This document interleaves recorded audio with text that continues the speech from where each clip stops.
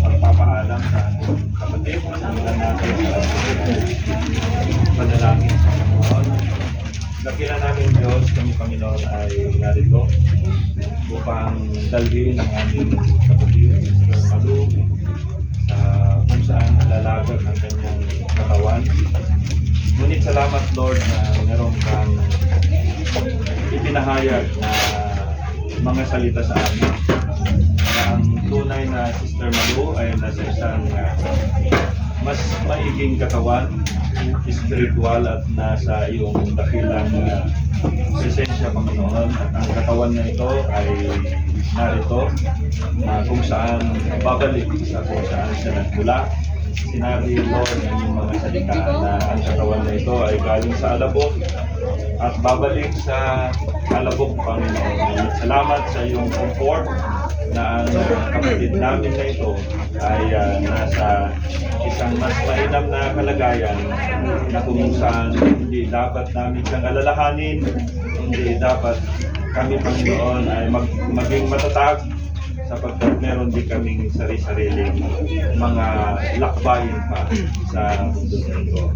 At sa aming pagdako sa iyong mga salita, dalahan ko Panginoon, pangunahan mo kami, nawa ang mga salita mo ang siyang tumin mo sa puso ng bawat isa at magsilbing inspirasyon upang kami ay magpatuloy at ang mga alaala ng aming kapatid ay mananatili hanggang sa araw na siya'y muling babalik at makasama niya ang kanyang mga para sa buhay.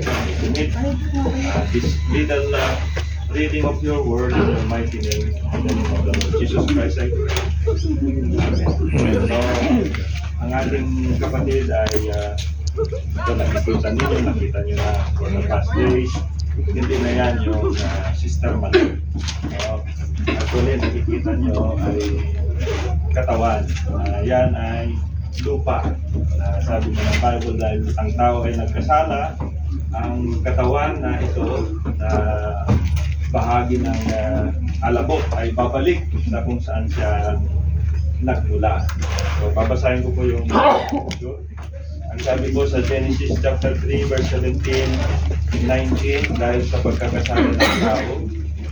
Ang sabi ng Panginoon, at kay Adam ay sinabi sapagkat iyong dininig ang tinig ng iyong asawa at kumain ka ng bunga ng punong kahoy na aking iniutos sa iyo na sinabi, huwag kang kakain niyaon, sumpain ang lupa dahil sa iyo. Kakain ka sa kanya sa pamamagitan ng iyong pagpapagal sa lahat ng mga araw ng iyong buhay. Ang sisibol niyaon sa iyo ay mga tinig at mga dawap at kakain ka ng pananim sa para. Sa pawis ng iyong mukha ay kakain ka ng tinapay hanggang sa ikaw ay mauwi sa lupa sapagkat diyan ka kinuha.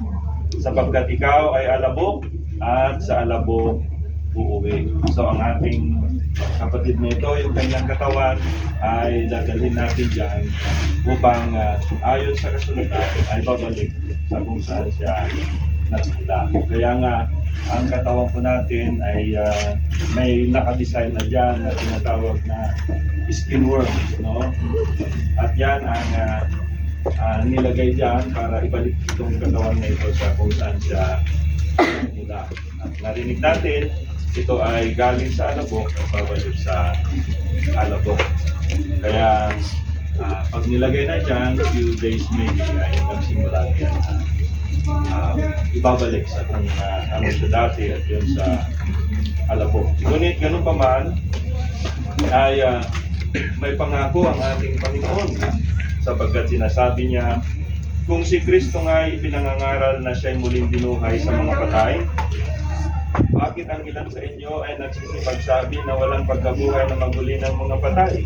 Datapwat kung walang pagkabuhay na maguli ng mga patay, ay hindi rin nga muling binuhay si Kristo. Salamat sa Panginoon, ipinakita niya na mayroong pagkabuhay na maguli. At kung si Kristo ay hindi muling binuhay, ay walang kabuluhan na ang aming pangangaral wala ring namang kabuluhan ang inyong pananampalataya. At ang pinakapundasyon ng ating pananampalataya bilang mga Kristiyano ay ang pagkabuhay ng muli. Oo, at kami ay nasusumpungan ng mga saksing hulaan tungkol sa Diyos sapagkat aming sinasaksikan tungkol sa Diyos na kanyang muling binuhay si Kristo, na hindi siyang muling binuhay kung tunay nga ang mga patay ay hindi muling binuhay. So si Kristo ang unang halimbawa na mayroong pagkabuhay na magiging. So ang ating kapatid, siya ay naglingkod sa Panginoon, siya ay mananampalataya, tinungtungan niya, sinampalatayanan niya ang pagkabuhay na maguli, kaya tayo ay may katiyakan na pag dumating ang araw na yan, siya ay makakasama sa tinatawag na unang pagkabuhay na maguli. At kung si Kristo ay hindi muling binuhay, ang inyong pananampalataya ay walang kabuluhan, kayo ay nasa inyong mga kasalanan. Kung gayon nga, ang mga nangatutulog din naman kay Kristo ay bawang nangapahamak. Kung sa buhay lamang na ito tayo ay nagsisiasa kay Kristo, ay tayong sa lahat ng mga tao ay lalong nakapagbuwag. Kaya napakabigat na salita, kaya nga mga kapatid, dapat ang ating pananampalataya, ang ating pag-asa ay hindi lang yung mga bagay dito sa mundo, sa natural, kundi higit sa lahat sa mga bagay din na ipinangako ng ating Panginoon. At yun ang tinungtungan ng ating kapatid na si Sister Malu. Sa kabila ng kanyang nararamdaman sa kanyang katawan, hindi siya sumuko. Hindi siya nawala ng tinatawag na pananampalataya kung pagbuos siya ay naging matibay kapagkat itong mga salita na ito ay kanyang tinutungtungan. At meron siyang hinihintay. At yun dapat din ang nasa ating puso. At ito ay walang iba kundi pangako din ng ating Panginoon. Sinabi niya sa unang Thessalonica 4:13-18, sabi niya, ngunit hindi namin ibig na kayo hindi makaalam mga kapatid tungkol sa natutulog sa Diyos, sila lang ay natutulog. Upang kayo huwag mga lumbay na gaya ng iba na walang pag-asa. Nandoon ang kalumbayan, ngunit kung tayo ay sumasampalataya sa salita ng Panginoon, naroon ang pag-asa, naroon ang tunay na kaaliwan.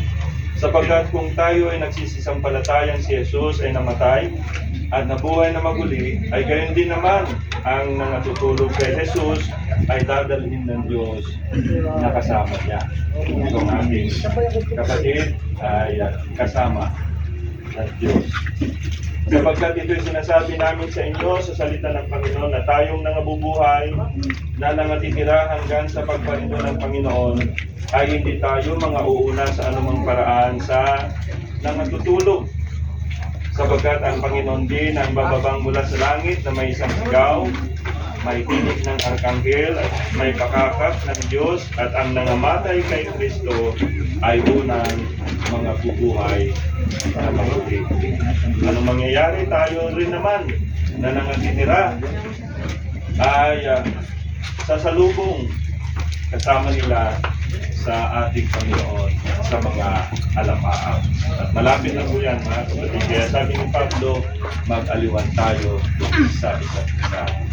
Maybe may pangungulila, lalo higit sa mga mahal sa buhay ng ating kapatid. Pero I pray na mas mangibabaw yung kaaliwan ng Panginoon, at yun ay walang iba kundi yung pagkabuhay na maguli. Ibig sabihin, hindi dito magtatapos ang buhay ng ating kapatid. Meron pang panahon na muli. Hindi siyang makasama, hindi na sa ganitong klase ng katawan, hindi sa maluwalhating katawan, hindi na nagkakasakit, hindi na tumatanda, higit sa lahat, wala na kamatayan. Kaya salamat sa ating Panginoon, tayo ay narito upang ating i-commit ang katawan na ito na ginamit ni Sister Malu para sa kanyang buhay dito sa lupa na ito. Pero yan ay temporary lang, sapagkat may buhay na inilaan ng ating Panginoon. At yun ay walang iba, hindi yung sinatawag na buhay na walang hanggan.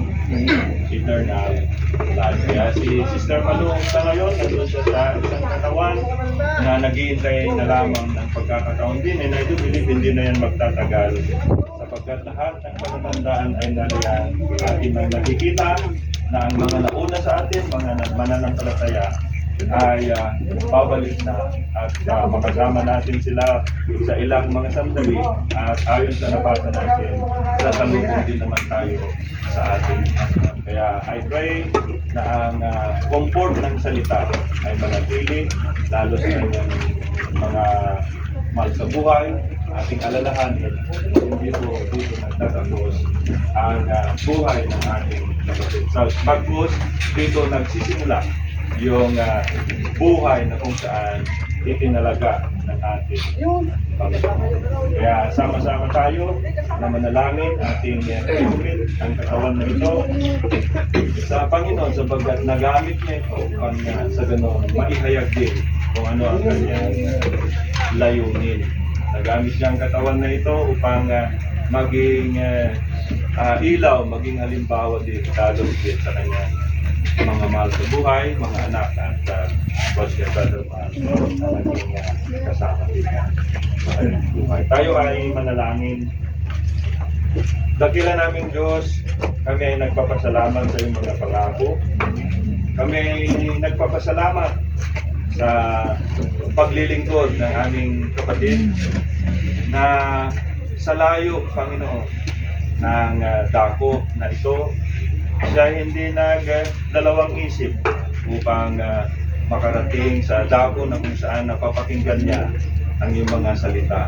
At salamat, Panginoon, na sa kanyang pakikinig sa iyong mga salita, kanya itong sinampalatayanan, kanya itong inakap, kanya itong tinungtungan hanggang sa dulo ng kanyang buhay sapagkat siya ay naniniwala na ang mga pangako mo na walang iba kundi ang iyong mga salita ay pawang katotohanan. Sinabi mo, hindi lang kami nabubuhay sa tinapay kundi bawat salita na namumutawi sa iyong labi, Panginoon, sapagkat ang iyong mga salita kailanman ay hindi lilipas bagkus ito ay tapat, ito ay mananatili magpakailan-kailan naman. Narito kami ngayon upang hintid ang katawan na ito na iyong ginamit upang ito ay maibalik sa kung saan siyang nagmula. Ngunit salamat, Panginoon, meron kang pangako na ang aming kapatid na ito ay muling magbibihis ng isang katawan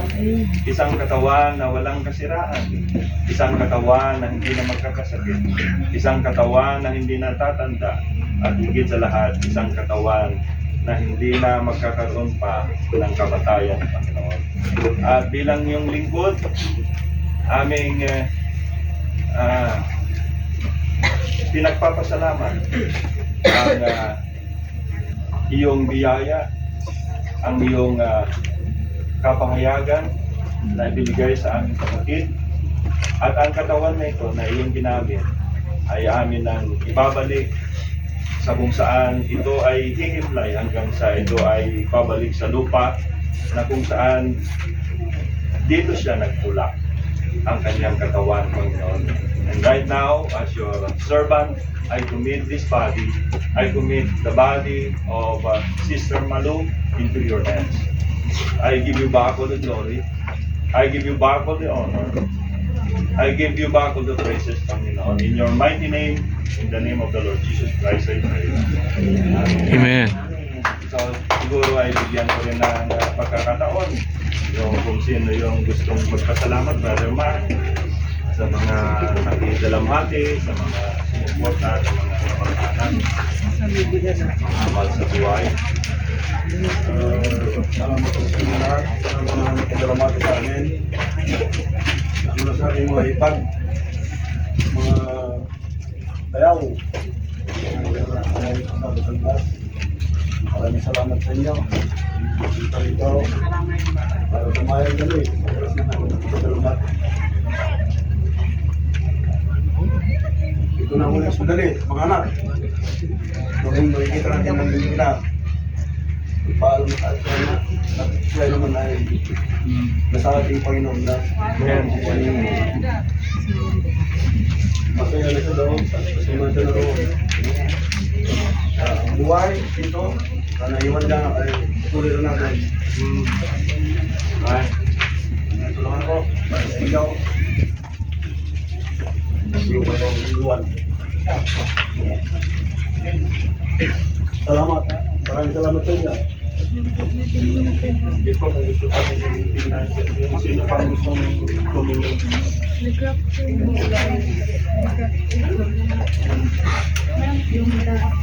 Gusto pa ninyo pong sino pa yung gusto. Mga anak niya. Saan si Soto?